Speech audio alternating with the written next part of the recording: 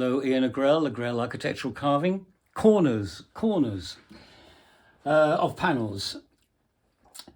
These are French, basically. Actually, I'm not exactly sure about this one. I can't remember when we did this. It was a sample for some project we did, and I can't remember. But notice that this will be applied to a panel behind, and the same as this one as well. And very typically French, these funny little C scrolls at the corners here of 1, 2, 3 of them, but different different methods, but somewhat similar. This has the moulding here is ribbon and reed on this one. This one's blank. And then, of course, we've got the sort of the